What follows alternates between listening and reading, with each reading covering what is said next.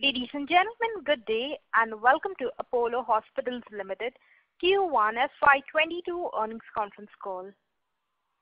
As a reminder, all participant lines will be in the listen-only mode, and there will be an opportunity for you to ask questions after the presentation concludes. Should you need assistance during the conference call, please signal an operator by pressing star then 0 on your touch-tone phone. Please note that this conference is being recorded. I now hand the conference over to Mr. Mayank Vaswani from CDR India. Thank you, and over to you, sir. Thank you, Lizanne. Good afternoon, everyone, and thank you for joining us on this call to discuss the financial results of Apollo Hospitals for Q1 FY22, which were announced yesterday. We have with us on this call today the senior management team comprising Mrs. Shobana Kamineni, Executive Vice Chairperson, Mrs. Sunita Reddy, Managing Director, Dr. Hari Prasad, President of the Hospitals Division, Mr. A. Krishnan, Group CFO, Mr. C. Chandrasekhar, CEO of AHLL, and Mr. Sanjeev Gupta, CFO of Apollo 24/7. Before we begin, I would like to mention that some of the statements made in today's discussion may be forward-looking in nature and may involve risks and uncertainties. Please note the disclaimer mentioning these risks and uncertainties on slide 2 of the investor presentation that has been shared earlier. Documents relating to our financial performance have also been uploaded on the corporate website as well as the stock exchange websites. I would now like to turn the call over to Mrs. Sunita Reddy for her opening remarks. Thank you, and over to you, ma'am. Thank you, Mayank. Good afternoon, everyone, and thank you for taking time out to join our call on a Saturday. I trust all of you have received the earnings documents that we shared last night. Q1 FY22 was characterized by the devastating second wave of COVID in India. The intensity this time around was totally overwhelming on the health system in terms of availability of beds, as well as availability of critical life-saving equipment, especially oxygen. There was also a wide gap between the need for doctors, nurses, and support staff across health systems. At Apollo, with the experience gained from the first wave, we had perfected the method to achieve effective separation between COVID and non-COVID patients by standardizing protocols across our hospital network without disrupting the regular non-COVID care. Based on that, at the start of the second wave, in the month of April, we dedicated 2,300 beds for COVID treatment, which we subsequently increased to 5,000 beds at peak, including 1,200 ICU beds, then tapered it down by the end of June. We mobilized our medical staff, nurses, technicians, and doctors quickly and kept up the morale of our frontline workers during this period. The strict protocols and the training helped to keep the infection of our frontline workers at extremely low levels. Proper planning, execution, partnering, and close coordination with our vendors ensured that we were able to arrange for the supply and replenishment of all essential equipment, consumables, medicines, and oxygen at all our hospitals. We have treated close to 23,500 COVID inpatients this quarter. Our home care division handled 20,500 COVID isolations, while our our hotel isolation program, handled 24,000 patient nights. Apollo 24/7 has completed over 6 lakh consults till the end of this quarter. In parallel, we also embarked on India's largest private vaccination program, using the advantage of our pan-India network of 19 medicine supply hubs with cold chain facilities, 71 hospitals, 250 plus clinics, and 500 plus corporate healthcare centers, along with on-site vaccination. Cumulatively, we have completed 3.86 million vaccinations till date. On the non-COVID side, there was definitely an easing of demand on the outpatient and surgical side, given that people were struggling to deal with the second wave and regional lockdowns. Transport and movement were restricted, and therefore elective surgeries were postponed. However, better all-round preparedness resulted in us being able to serve both the COVID and the non-COVID patients effectively and report an accretive performance this quarter. In July, we have already witnessed a revival in patient footfalls across our network. Against this backdrop, let me walk you through the numbers. On the quarter-on-quarter basis as compared to quarter 4 FY21, the company recorded growth of 24% in standalone revenues to 2,995 crore. Pharmacy distribution reported revenue of 1,512 crore, a growth of 35%, while healthcare services revenue grew by 15% during the quarter. Our new hospitals recorded revenue growth of 43%, while mature hospitals revenue grew 5% quarter-on-quarter. Margins in mature hospitals were strong at 23.1%, and I am happy to state that our margins in new hospitals continued to witness improvement, moving up to 16.3% for the quarter, registering a 69 basis points improvement on a quarter-on-quarter basis. Quarter 1 FY22 standalone occupancy at 3,282 beds was 66%. Standalone post India's 116 EBITDA was at 391 crores, quarter-on-quarter growth of 16%. Pharmacy distribution EBITDA was at 78 crores after absorbing marketing costs of 37 crores for Apollo 24/7. Without this change, pharmacy EBITDA was at 115 crores with an EBITDA margin of 7.6%. Standalone PAT was at 150 crores as compared to 116 crores in quarter 4 FY21. Net debt as of 30th June 2021 was at 1,665 crores with a debt equity ratio of 0.48%. Consolidated results. Our consolidated revenues grew by 31% quarter-on-quarter to 3,760 crores. Healthcare services revenue grew by 26% to 1,939 crores. Mature healthcare services grew by 20% to rupees 1,268 crores, while new hospital revenues grew by 40% to 627 crores. Group occupancy at 5,100 beds was at 67%. The consolidated post-India's 116 EBITDA for quarter 1 FY22 was at 520 crores compared to 412 crores in the previous quarter. Within this, healthcare services EBITDA was at 394 crores compared to 325 crores in quarter 4 FY21. The results of Apollo Medics Lucknow and Apollo Multi-Speciality Hospital Kolkata have been consolidated in this quarter. AHLL recorded an EBITDA post-India's of rupees 48 crores as compared to 31 crores in the previous quarter. Margins were at 15.5%. The business has recorded a 47% quarter-on-quarter growth in top line. Consolidated PAT is at 489 crores. This includes a gain from the fair value gain remeasurement on existing share of the Kolkata asset. Without this effect, attributable PAT was at 195 crores compared to 168 crores in quarter 4 FY21. Consolidated net debt is at 1,793 crores. We continue on our transformational journey towards creating India's largest omnichannel healthcare platform, Apollo 24/7, which has deepened and strengthened its presence in this quarter. 10 million unique users are registered on the platform. The platform has enabled neighborhood pharmacies to deliver over 16.5 lakh medicines from 17,000 PIN codes with order delivery within 2 hours of the order placed. The 6 lakh online consultations I mentioned earlier span 440 cities with 5,500 doctors across 60 specialties and delivering on the promise of consult an Apollo doctor within 15 minutes.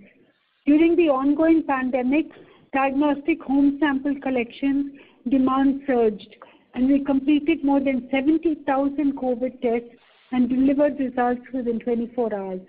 We have partnered with multiple corporates for doctor on-call services, vaccination drives, and stay safe services. Shareholder approval for the slump sale announced last quarter to Apollo Health Co. has been sought by postal ballot and is expected to be completed by the end of the day today. To conclude, while the second wave of the pandemic did disrupt our overall performance and momentum over the last 18 months, the long-term growth strategy and trajectory of the company remain intact. While our agility and resilience in handling these unexpected crises have only strengthened us as a team, we continue to be positive about the opportunities and potential that lie ahead for a well-diversified healthcare delivery model. On that note, I would like to hand it over to our moderator and open the line for question and answers. I have with me Shobana, Dr. Hari Prasad, Krishnan, our CFO, Chandra from Apollo Health and Lifestyle, and Sanjeev from 24/7 to take your questions. Thank you. Ladies and gentlemen, we will now begin with the question and answer session. Anyone wishing to ask a question may please press star and 1 on your touchtone telephone. If you wish to remove yourself from the question queue, you may press star and 2. Participants are requested to use handsets while asking a question. Ladies and gentlemen, we will wait for a moment while the question queue assembles.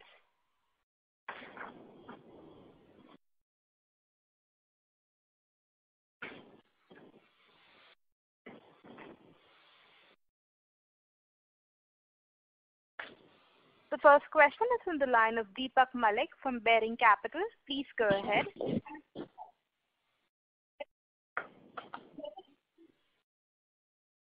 The first question is from the line of Deepak Malik from Bearing Capital. Please go ahead. Deepak, your line is in the talk mode. Please go ahead.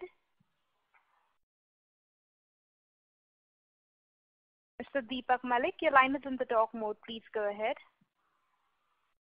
As there's no response from the current participant, we'll move on to the next. That is on the line of Damayanti Kerai from HSBC Securities and Capital Markets. Please go ahead.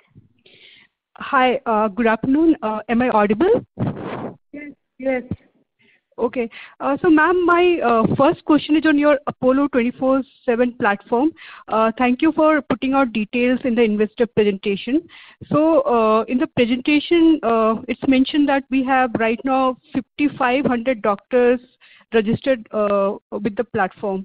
So, just to check, I remember last time you mentioned we had 7,000 doctors. Have we reduced this, or how do we stand there? I'll take that question. We have what we're looking at is active doctors now. Where at the beginning, fast and furious. These are doctors that do at least 3 consults, 2 to 3 consults a week. So we still have an inactive base. All Apollo doctors automatically have registered on to 24/7 that they have the app with them. But these are the people who are actually doing consults. So I think we're trying to make that very transparent. And we have a lot of doctor partners also. So the actual list is very high. So this 5,500 doctors, it's just the in-house doctors or in-house plus partner doctors? These are a few partner doctors. There are about 200 plus partner doctors, but most of these are Apollo consultants and a few full-time doctors that we have. Okay, ma'am. With continuing on this platform, so ma'am, you mentioned you are looking to see 2 to 3 active consultation per week from the doctors who are currently there on the platform. So, what is the current utilization of these doctors? I mean to say right now we are doing 2,000 consults per day. Yeah. Yeah. So it's the current utilization, and what we're trying to do is, like, during the COVID time, we actually had more than 15,000 consults a day, and I think that this is something that we do think will start ramping up, especially with corporates. And I must say that these are all paid consultations. These are not free consultations like most other platforms offer. The average value per transaction on this is around between 600 to 700 rupees. Okay, ma'am, that's very helpful. So, all are paid doctors, and then 600 to 700 rupees the fee per consultation, which we are seeing right now. Yeah, these are consultants. These are Apollo consultants mostly, and so the fees that they charge are pretty much the same that they charge when people come to them for consultation, for physical consultation. Okay, ma'am, and thank you for your response. My second question is on the operating cost. So, 1Q number broadly reflect our normalized cost, or there are still scope to see incremental costs from here on? And like, what about margins? How do we see margins moving on from current level to say next 2 to 3 quarters? You're speaking about 24/7, or you're speaking about generally? The broader corporate level performance. At corporate level, we do expect margins to improve. Healthcare services, obviously, in this quarter, with vaccines were at a 15% margin, that impacted our margin by at least 1%, 0.5%. We also had COVID incentives and that we paid to employees, etc., of almost 1% of our revenues. That also is part of our healthcare services margins as you see it today. So as we move forward, we have guided that we would be looking at healthcare services mature to go to 23% and upwards, and the new hospitals should also go in the 15-16% range. Overall, that's the guidance that we would like to give. Proton has also started doing well, and you will see that overall the margins should start tending to improve with a combination of better case mix outside of COVID and cost control. Sir, on the new hospitals, we are already at 16% margins, right? That's the underlying margin, or? Yes, we should be able to get that margin. We should be able to retain that margin. Okay, sir. Thank you. I'll get back in the queue. Thank you. The next question is from the line of Anubhav Agarwal from Credit Suisse. Please go ahead. Yeah, hi. Good afternoon. Just checking. Am I audible properly? Yes, sir. Please go ahead. Yes, thank you. Sir, Krishnan, one question on the net debt increase. Can you just walk through that out of 650 crore increase in the consolidated books in quarter-on-quarter? How much was used to pay for the clinical stake? How much went to CapEx, etc.? Some clarity you can give there. So, the debt, almost around 400-500 crores of the debt is towards working capital increase. It should come back in the next 1-2 quarters.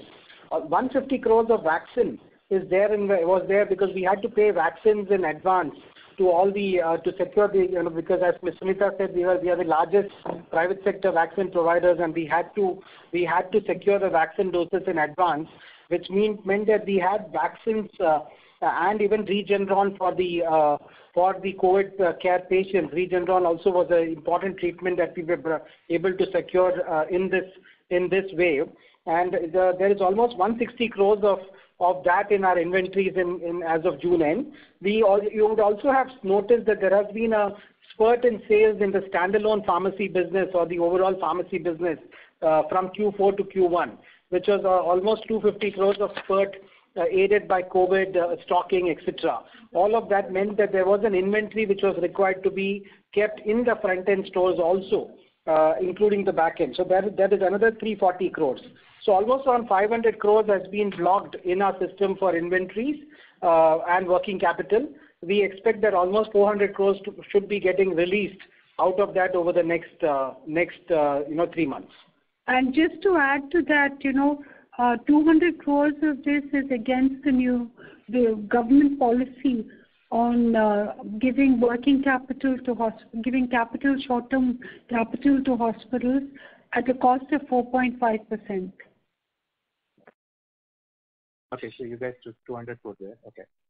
So just clarity here. So the stake that we paid out for Gleneagles, that was already paid out in fourth quarter, or was it paid in? Yes, it's already paid. It's part of this. As you see, the current net debt, so to make it explicit, the current net debt that you see in the system, we expect this to come off by another 400 crores over the next 3 to 4 months. This has already been paid. 410 crores for Apollo Gleneagles is already paid in full. But what that 410 crores was paid in Q1 or 4Q? In first quarter. In first quarter. Okay, thank you.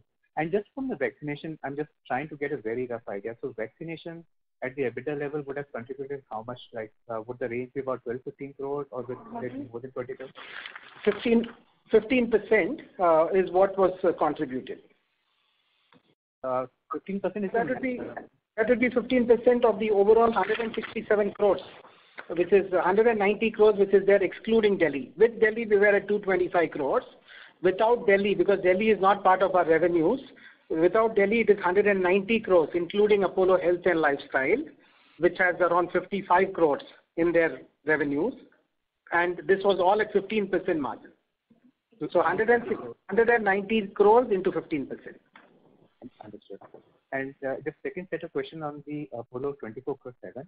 I'm just trying to understand what's the monthly run rate we are doing on the revenue side across all services that we do from there. Would it be a number like, would we be doing more than 50 crore revenue there? Would be doing like around sub 50 crore revenue? Can you just give some range here? And can we end this year with more than $100 million revenue there? Shobna, would you want to give some guidance on this at a broad level, or is it? Sorry, I didn't get the question. So can you repeat the question for Ms. Shobna, please? Yes, please. So I was asking on 24/7 across services, monthly run rate of revenue, what is the number right now? And can we end this year with more than $100 million revenues for 24/7? Can we what? See more than? End the year with more than $100 million of revenue. No, I think that we are the fastest in the country, you will see, and our run rate, what we expect to finish the year with is closer to about $50 to $60 million. And this is actually the fastest rate for the first full year, if you compare to others.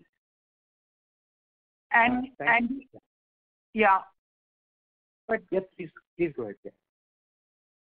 No. These are starting days, so the trends are good.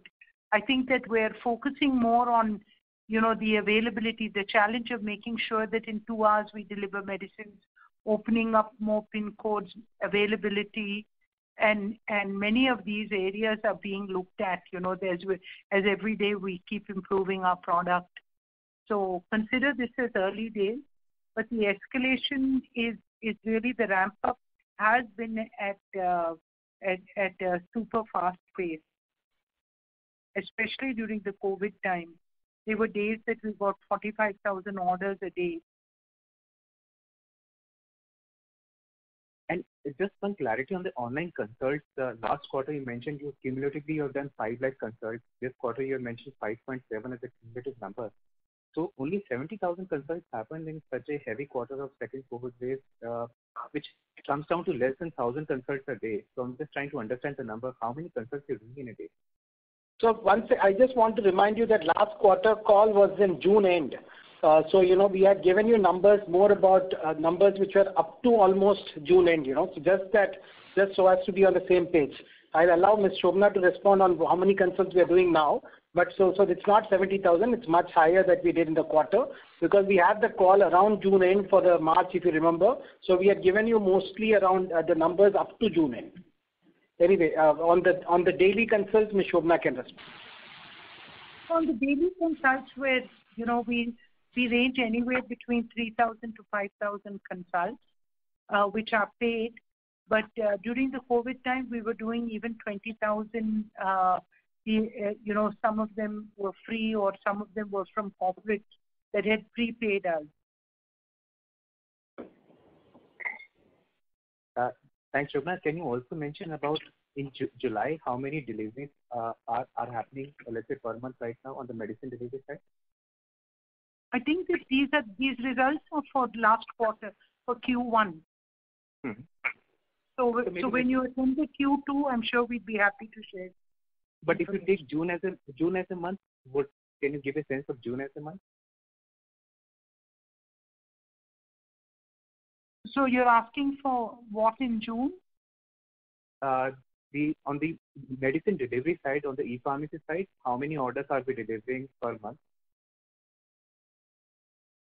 So we are doing close to about, like from in-store and from the designated hub stores. Altogether, we're at about 30,000 deliveries a day in June. Thank you. Thank you. The next question is from the line of Pratik Madhana from Nomura. Please go ahead. Hello. Thank you for the opportunity, ma'am. My voice is clearly audible, right? Yes, it's audible. Okay. So one thing on continuing from Anubhav's question on the 24/7 revenue, you expect to end with USD 50 to 60 million of revenue, right? So from which divisions can we expect this revenue in 24/7? What can be the breakup?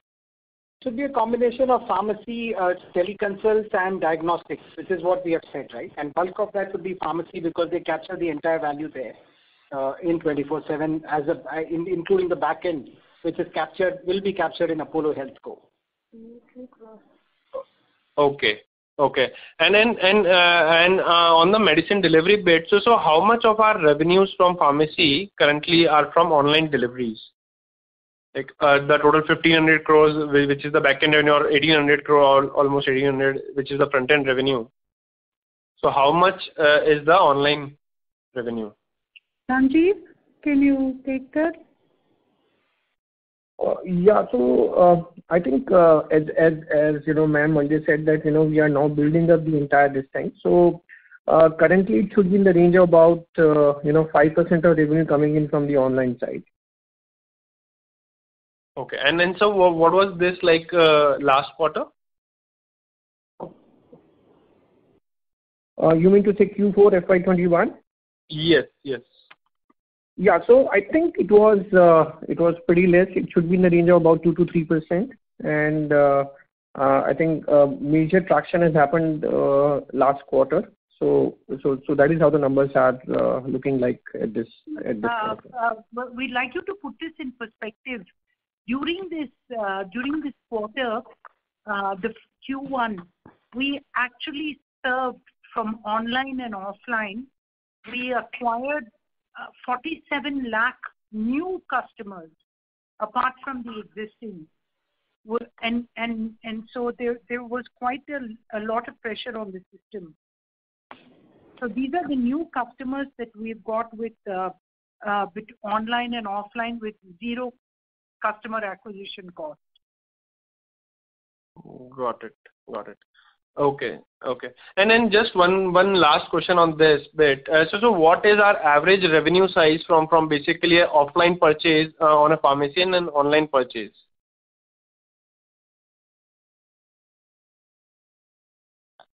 Average billing size, if you have that data. The data is it actually is so different the way that we look at the cut. The lifetime value of over like the same customer transacting. If what we've seen is that, if a customer is a regular customer in the pharmacy, he actually spends almost 25% more if he is online also. So the behavior patterns have changed. And that's why when you look at Omni, it's going to be a little different. They might spend an average bill value in pharmacy might be 400, but then when they transact between both together, it goes up to 1,200. For the chronic customers, it's even higher. So we're going to see a lot of varying. So looking at it, we're actually using technology to look at customers in a way more personalized view. And you would also have seen that overall private label has also increased as at 13.83%. As an omni-channel, if you today look at our private label sales, which was 9%, now it's at 13.8%. You would have noticed that as part of our presentation. Yes, sir. So my next question was that what is like the peak that we expect from the private labels? Like where do we expect it to stabilize around? Is 13% a normalized thing, or we expect it to come down or go further up in future?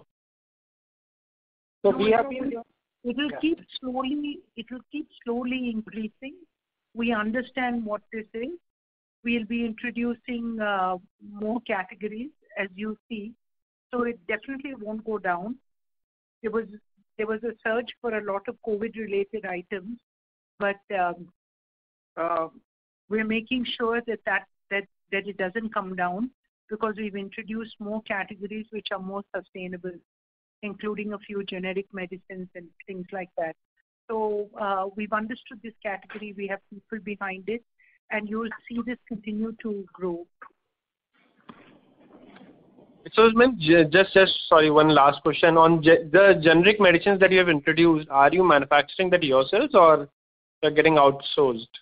Never manufacture. No one in the world manufactures their own.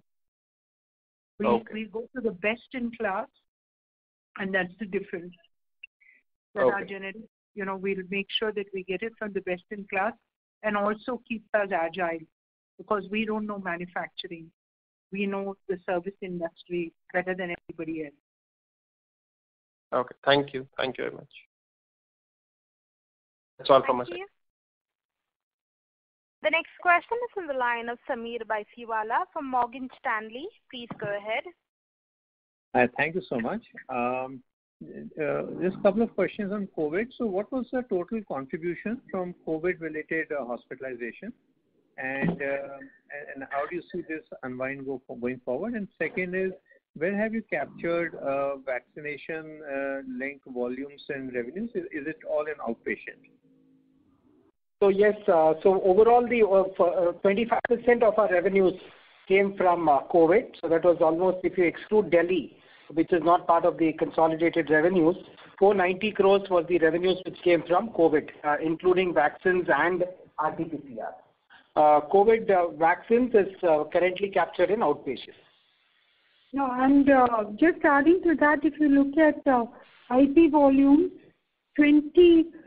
26% of our IP volumes came from COVID. In terms of revenue, 26% of total revenue in healthcare services came from COVID, looking after COVID patients. Thanks. And how do you see both of these in 2Q, 3Q, in the sense that would vaccines go up? And how about inpatient volumes and revenues? Dr. Hari, vaccines? Hari. Yeah, vaccines, I don't see it going up. There is definitely a fall in demand for vaccination across the country. We were doing a peak of almost 100,000 vaccines per day, but now it's come down to about 25 to 30,000 per day.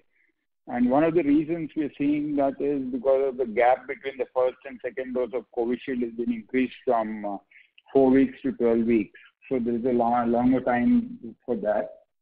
We're seeing some amount of hesitancy in terms of vaccine. And third thing is people were very eager to get vaccinated when the COVID was at its peak. And as COVID came down, that eagerness also has come down. So there are multiple reasons for which the vaccine demand or requirement in the community has come down. But we are prepared to vaccinate as the demand requires.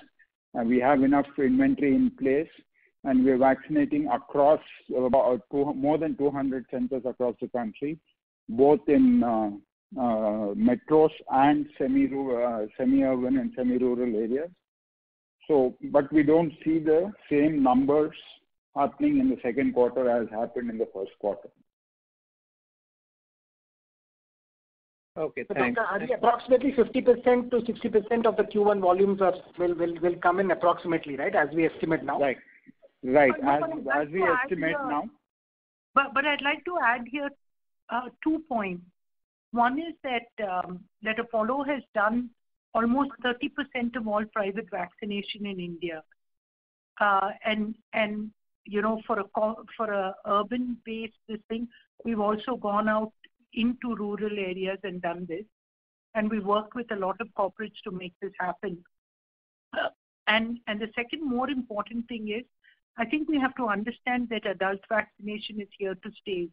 So in building up our cold chain and our capabilities, this will become an ongoing income for that will start getting accounted for.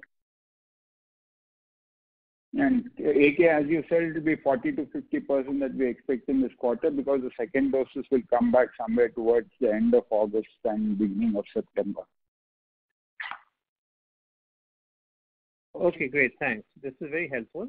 And so the second question is regarding your core business, hospital services, where the current occupancy is, which is 67%. I think earlier you had peaked at 69 pre-COVID, and where the margins are, which are again pretty high, and we are not expanding volumes or capacity. So what's the outlook? What's the drivers for growth over next 1 to 2 years? So clearly, it is better asset utilization. I think, like we said in this quarter, we are at 67% occupancy, out of which 26% is COVID occupancy. COVID occupancy comes with an ARPOB of 21,700 rupees, whereas our normal ARPOB is in excess of 44,000. So with that, if you look at mature hospitals, our margins are at 23%. New hospitals are at 16.4%. Keeping in mind, the ability to move this to 20% within this year is something that we are looking at. And the way we plan to do this is definitely focus on centers of excellence, where our ARPOBs are much higher. The ability to deliver on oncology, cardiac, orthopedic, neuro, and transplants, plus the emergency work. This will definitely increase our ARPOBs as well as our margins. The second is higher asset utilization. We have seen the ramp up of our Tier 2 moving to 40% growth, and we believe that this is sustainable, because that once that COVID comes down, there will be pent up demand to fill the beds. The third reason why we're optimistic about the future is that transport has started to open up. The airlines have opened up, and we believe that our patients will travel across geographies to come to our centers.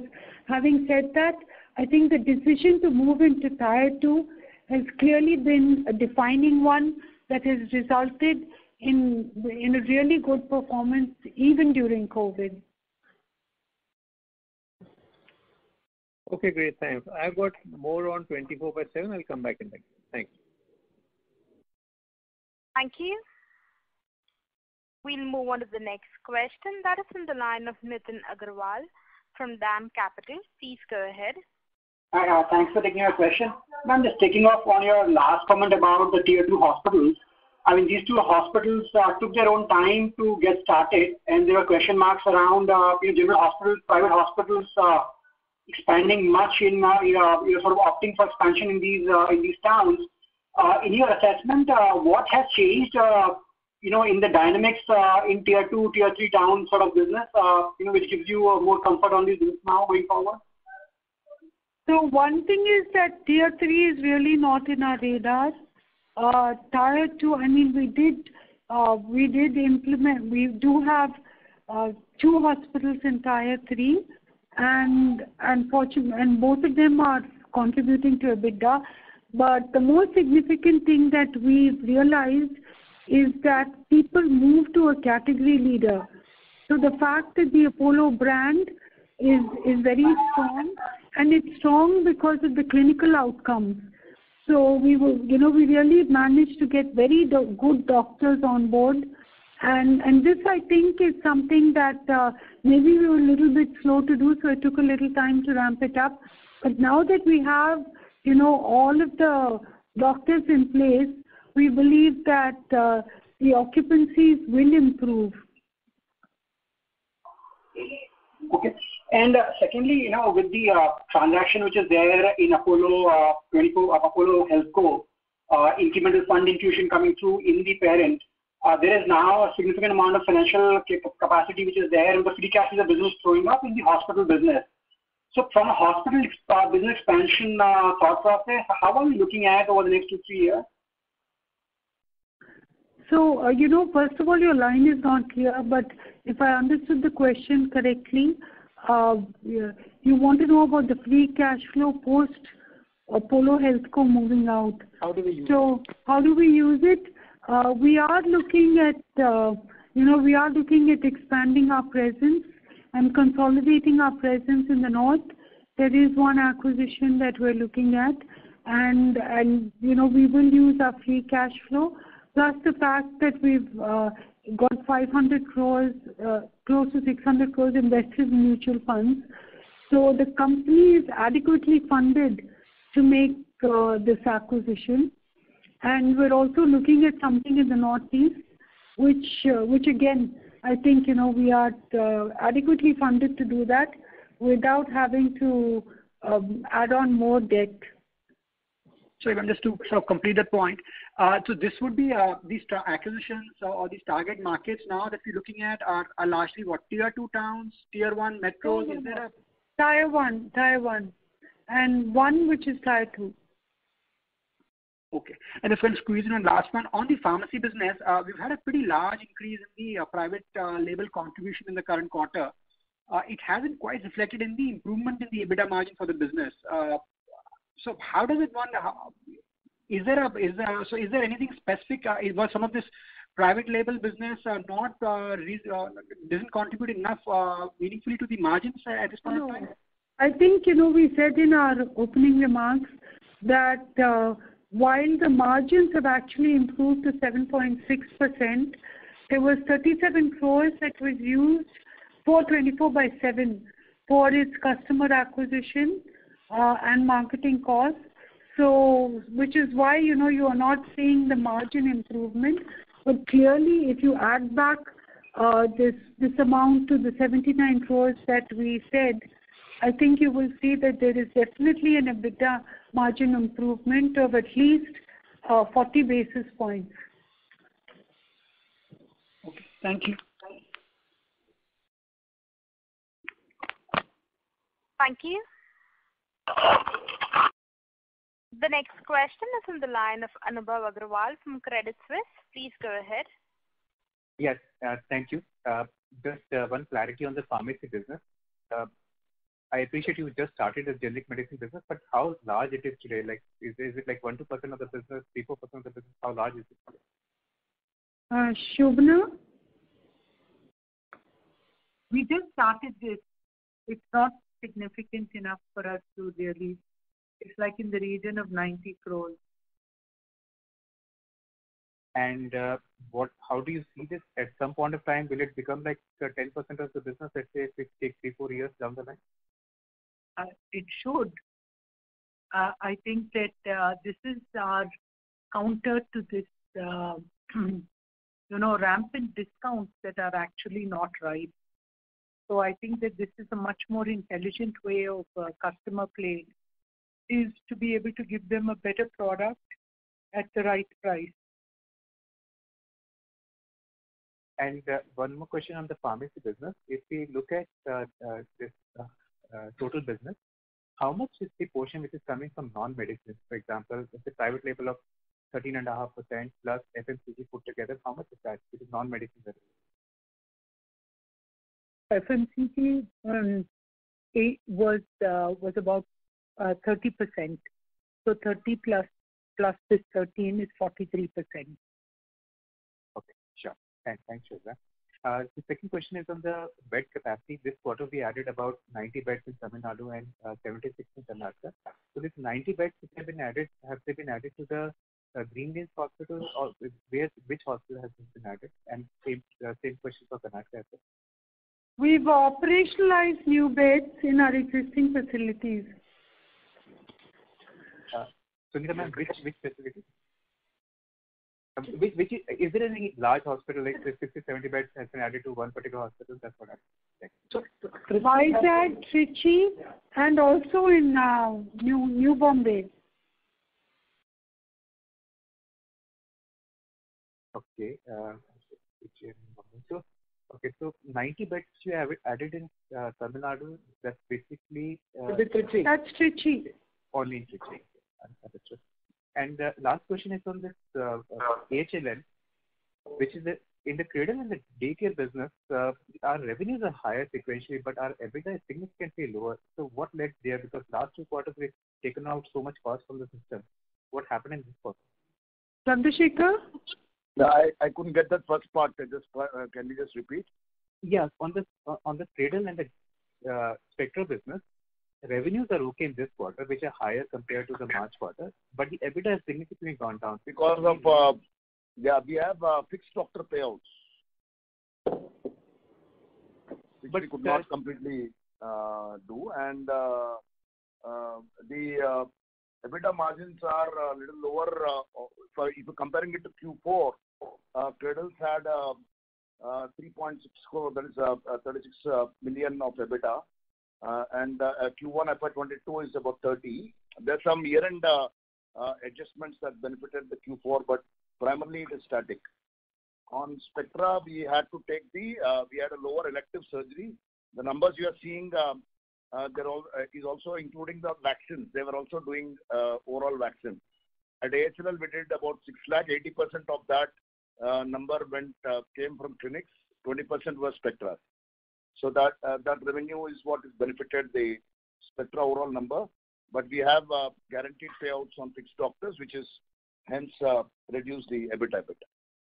But one doubt, Chandrasekhar, on this is that our revenues are higher sequentially. So even if we have the fixed payout doctor, that would not have changed so dramatically from the March quarter. No, allow me to just lay that out. Yes. Our revenues minus vaccine actually in Spectra has gone down.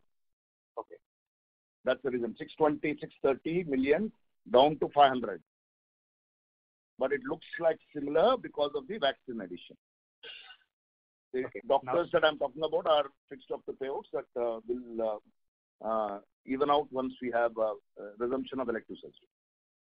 I think the perspective that you should take in this is that, AHLL is now focusing on diagnostics, and therefore the increase that has come from RT-PCR tests is part of our focus on diagnostics. So going forward, you will see a huge increase in the diagnostic business as well as in the clinics business. Yes. Yeah. So just last clarity on that. On the diagnostic business, we have about 847 as part of our network right now, and we added about 200 odd centers in last 1 year. So in next 1 or 2 years, how do we see this 847 as a number? Do we see this like almost 2,000 as a number in next 2 to 3 years? I'm just trying to understand this is in something. Yes, you're talking about the collection center network? Yes, correct. That's right. I think the whole diagnostic piece, why don't you explain the whole diagnostic piece? Yes. We are doing 2 things on the diagnostic piece. One is we are also ramping up our home collection capability. In the quarter 1 FY22, we added over 350 phlebos across 7 to 8 target cities. Plus the collection center network we continue to add thereabouts of 200 to 300 per quarter is the run rate that we are hoping to do till we saturate markets per quarter. That's a lot actually, because the last full year we added only 200. Yeah, but we have this quarter we are adding further. We have pipeline of further addition. So we would reach in about a 2-year time frame, as you rightly said, upward of 2,000 collection centers. Thank you, sir. There will be a netting off. There will be some drop off. So that's why the addition to gross addition overall from the 847 we should be about 2,000 in the next less than 2 years. Okay, thank you. Thank you. The next question is from the line of Prakash Agarwal from Axis Capital. Please go ahead. Yeah, thanks for the opportunity. Just a couple of them. So one is understanding on the the new capex requirement and the growth potential going forward. So what I understood was currently with the occupancy of 67, within that there is 26% COVID, and you still have a long runway to have the non-COVID patients still 67-70%. And so are there any plans for greenfield in the next couple of years? So what do you think about greenfield expansion versus the 2 acquisitions that you spoke about in tier 1 and tier 2? We're not really looking at greenfield at this point of time. We are looking at, like I said, strengthening our presence in the north. This will be through brownfield. Okay, fair enough. And in terms of your margin journey, I mean, the new hospitals have picked up quite a bit. What I'm trying to understand is, you also mentioned, the ARPOB of non-COVID is 44 and COVID is 21,700. Hello? Yeah, am I audible? Prakash, your line is not visible. We can't hear you. Am I audible now? Hello? Yes, we're able to hear you. Rita, can you hear us? Yes, ma'am, we're able to hear you. Can you hear me? Yes, sir. Very difficult to read you here. Yes, hello? please go ahead. Yeah, ma'am, am I we're audible, able to madam? hear Call you. them, no? I can hear the management. Okay. Who? This is who? Fine. What was the question? Can someone repeat it? Can the others hear? Okay. Can the Am others I audible? hear? Then I am going to repeat it. Yeah, yes, please repeat. Okay. So I'm trying to understand, the outlook on the margins. On the backdrop of, you mentioned ARPOB for non-COVID is 44 and COVID is 21,700, and we've already seen a good improvement in the new hospitals. Yeah. So how do we see, with obviously non-COVID patients, share increasing, we would have an upward trend. So how do you see this panning out over 22, 23, 24 for your margins? I mean, some of the competitors are reporting 25, 29%. So I just wanted to know your journey in that, growth path. So I think what is realizable is, you will see the mature hospitals moving into that territory of 24, 25. New hospitals will move up to about 20. So you'll see a blended margin of about 21% in the next 1 year. And this will come from higher asset utilization, focus on centers of excellence, which I think I spoke about earlier, where the ARPOBs are higher and the margins are higher, and also from cost cutting. So these 3 initiatives we believe will help us increase our margins. So we have an asset utilization. If you look at us, we have added new hospitals. So potentially, as some of those assets keep getting mature and we take it to a much higher utilization, you will realize that we can also achieve higher margins. If you look at competitor margins, of course, I understand what you're saying. If you look at our most mature assets like Chennai, we all know that, we also are at 27% or 28%. It's just that, we have added capacity. There is headroom for growth. As some of that starts coming up, as Ms. Smita said, we have seen a very good offtake in our tier 2 hospitals, in our new hospitals. All of this, we believe, will aid us well over the next couple of years, including Proton has started doing well. Okay, got it. And lastly, on Apollo HealthCo, So you have talked about new pool of investor capital. So any rough timelines, A, and B, in terms of whether you are looking at strategic or financial partner here? Shobana? Hello? Shobana? Yeah, hi. We are definitely, it's imperative that, one of the reasons for hiving this off also was to be able to chart a course that would create this competitive intensity to, to work in this environment. And at that stage, on one side, while we have strong partnerships with Airtel and HDFC Bank, and they're not financial partners, on the other, we're creating a pool of capital that will help us grow, and for that, in the next 60 days, we should come out with an announcement.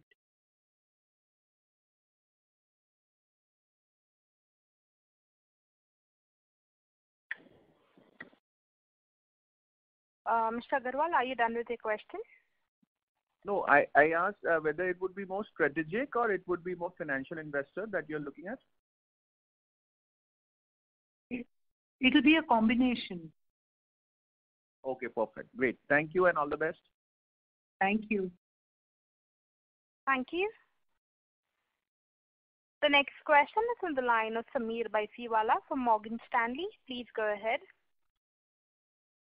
Thank you for the follow-up. And just talking of HealthCo, a 24/7 platform, Can you hear us? I can hear you. Can you hear me? Hello, Mayank? Yeah, we can hear. Mayank? Chandra, can you hear us? Yes, Krishnan, I can hear you. Yes, Krishnan, we can hear you. If you're not able to hear the last question, we never had any question. Operator, looks like management can't hear me, but I can hear them. Okay, what is the question? Yes, we can hear you now. Okay, great. So the question is for the HealthCo 24/7 platform, that your current doctors and the connect with the pharmacies is maybe under 1% of India's total. It just shows that, it's a very, very light, sort of underlying coverage that you have. So how will you fulfill the demand, and it's a digital platform, so at some point in time you will have hockey stick sort of, patients coming on board. And related to that is the competitive intensity. So one or two of large pharma companies have also launched their platform, and they have a natural connect with lakhs of doctors and pharmacies. So what's your thoughts on this? Thank you. Shobana? Yeah. So A is we believe that customers are discerning. For a pharma company to launch their app, one is that I think that just as we don't manufacture medicine because we don't understand that realm, and I think that the pharma companies do need companies like ours to be able to retail. So to become competitors, I do not understand their logic. I think that but many more pharma companies are now coming to us and asking us to align with them to be able to help in patient engagement. And those are interesting models that have existed in the West, and that can only be done through a technology-heavy platform like ours. And you will see more of those partnerships. So I believe in those. The next question you asked is the capability or the ability to be able to ramp to India's demand. I can tell you that we have not been that the very fact that we went from doing 5,000 pharmacy deliveries to 30,000 pharmacy deliveries within 35 days clearly demonstrates the fact that we have the right supply chain. in these challenged times, people without supply chains are the ones that will really create a lot of customer disconnect.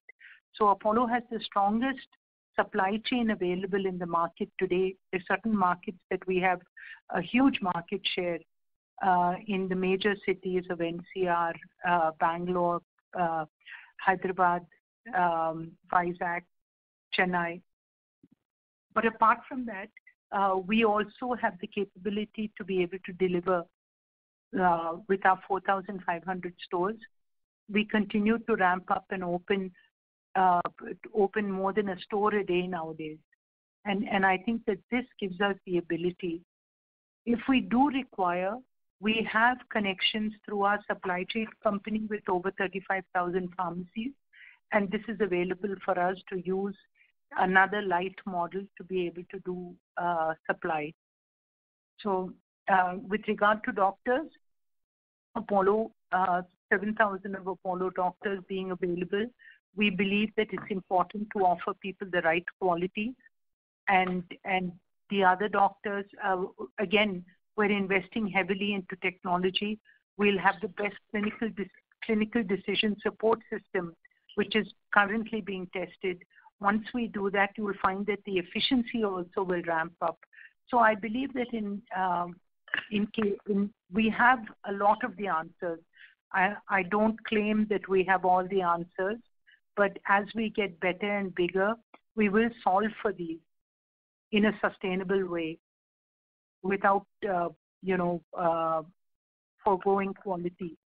Just to add to what Shobana said, I think that 1% perspective is a very macro perspective. So what we do is to look at relevant market share. And if you look at Tier 1 cities and the Tier 2 cities and the Tier 3 cities where we're present, I think this is what we're, especially in Tier 1, where we've created the whole ecosystem of hospitals, clinics, delivery centers, spectra. We look at relevant market share, and I believe that, that 24/7 and the pharmacy in particular, they had mapped out 10,000 PIN codes. But if you look at the first quarter, they've already moved that to 16,000. And like Shobana said, it's with the physical pharmacy format plus the logistics chain, the supply chain that we have, I think we will be the strongest player. It's a strong combination of having an omni-channel presence. Okay, great. Thanks. And just finally, if I can, I know we are up on 1 hour. Smita, how do you think about the bed capacity? Sorry, we are not able to hear you again. Hello? Operator? Sorry to interrupt. Amit, can you try? Hello? Yeah. Amit, can you try? We are not able to hear you. Krishnan, can you hear me now? Yeah, now we can hear you. Okay, I don't know. Okay, so Smita, how are you thinking about your bed capacity? And I say that because at 67, 69% utilization occupancy, how much further can you go? And is this the time to press a panic button to say that now, look, we need to add 1,000, 1,500 beds for the next, 3-year, 4-year journey ahead? So, if you look at 67% occupancy, I think the first cut is that we've not operationalized all the beds. So we have 8,000 beds operationalized. We have the potential to operationalize another 2,000 beds by, at very little cost. The second part of it is that you must see us, that we will have a calibrated expansion plan in place, because this company we will continue to show growth. And to show growth and to strengthen our market share in certain cities, there will be some brownfield acquisitions that we will make, which will increase bed capacity. But having said that, the second cut that you should look at is a decrease in ALOS, which means, it gives us the potential to increase volumes. And this, we will actually show post-COVID, because during COVID, we had an ALOS of 7 against the normal 3.5. Okay, great. Thank you so much. Very clear. Thank you. The next question is from the line of Alok Dalal from CLSA India Private Limited. Please go ahead. Yeah. Hi. Guys, can you hear me? Yes, we can hear you. Yeah. Krishnan, just one clarification. What was the contribution of RT-PCR tests for the diagnostic business for the quarter? Chandra? Yeah, I'll answer that. In terms of volume, we did 6.6 lakh RT-PCR tests in the quarter, up from about 2 lakhs in the previous quarter. In terms of an absolute revenue contribution, we had a non-COVID of 60 crore and the COVID revenue was 45 crore. Okay. And sir, last quarter you had given a guidance that diagnostics will be around 500 crore sales by FY23. Just to clarify, is this all organic or there will be a component of inorganic or acquisitions as well? We have largely organic growth because we have market to saturate and some more potential. There will Can be they some hear you? Hello? Yeah. Hello? We seem to be losing Sorry to interrupt, but we are losing the audio from the management's line. I'll be disconnecting and reconnecting. Yeah. Hello? What? Sorry to interrupt. We are losing the audio from the management's line. I'll be disconnecting and reconnecting. Please stay connected. Thank you.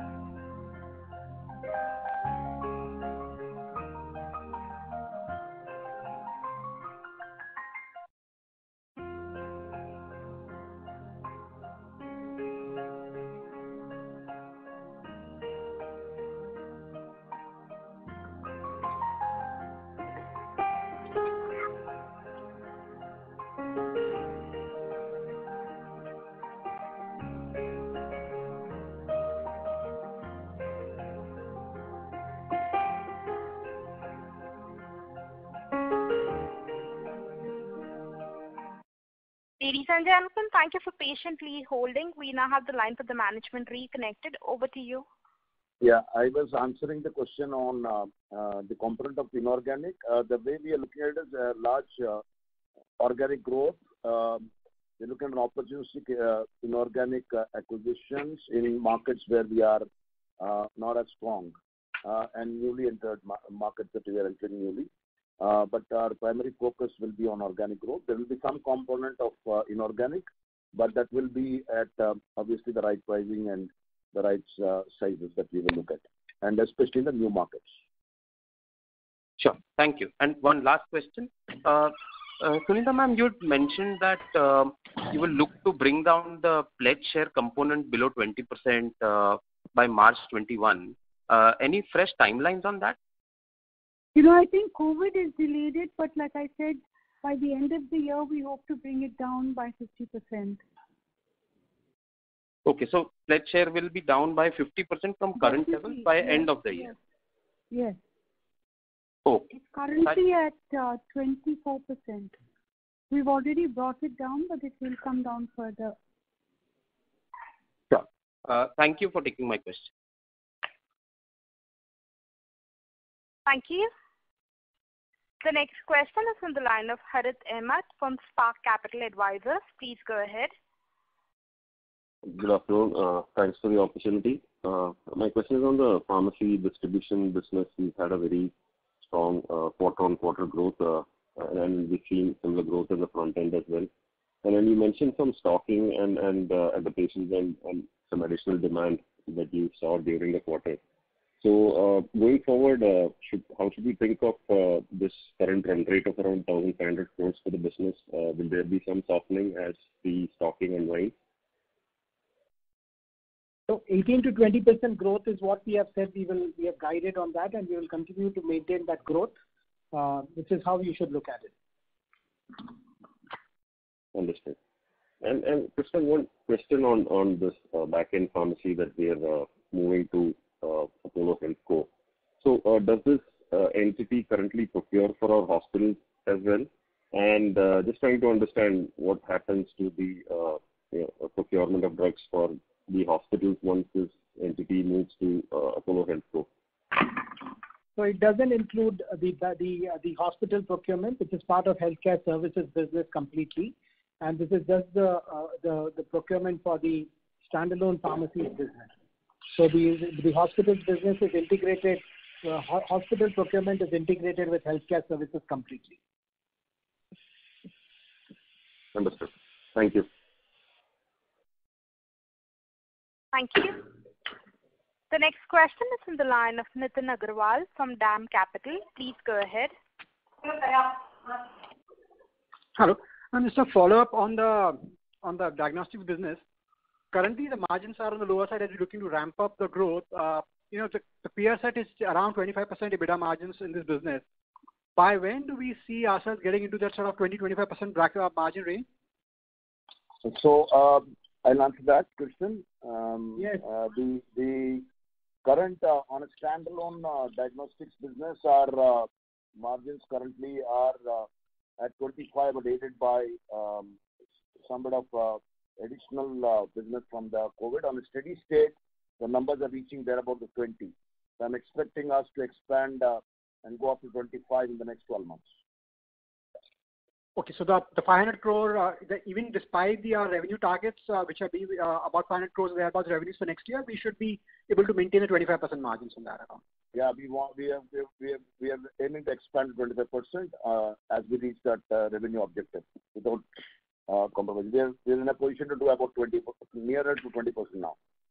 And Chandrasekhar, where do we go from there? At 500 crores, we still are going to be much smaller than a lot of the larger listed peers. From the business, that as you see the dynamics of the business, how big a business can it really get to, say, over the next 3 to 5 years? It definitely has the potential, and there is also a need. As you still say, while we look at the size of the overall market, I think the size of the unorganized is consistent, is pretty high. It's already 85% thereabouts. So I guess going ahead, the time for organized businesses to continue to ramp up and the space is available. So we have 2 spaces. One is also to start also looking at gaining on clinical leadership, which is what Apollo as a brand stands for. So we'll pursue that as an objective. In terms of a overall number, I think the headroom to grow to the size of 4 figures and above in terms of the 1,000 crore plus kind of revenues is an opportunity that we do have. And I guess that organic growth is our first lever. Inorganic will be opportunistic. So we'll use these two to consistently look at growing. And from a geography perspective, this, when we get to say 500 crore number, what proportion? It's going to be south dominated, or it's going to be a very evenly spread out mix for us from a revenue perspective? See, we are going to be, we will have a mix in the 500 objective. We have a mix which is skewed higher on south and east. But I think we are making entry into the other markets in the west and the north. There will be some component, but they'll be in their early days. So the percentage contribution from these new markets would be not more than 20% of the overall. Right. Thanks. And if I could squeeze in, Ms. Shobna, on the 24/7 platform, how important do you think is our ability to get partner doctors on board in terms of what role will they play going forward? And two, what is the other competing platforms? What incremental proposition do we offer to potential partner doctors?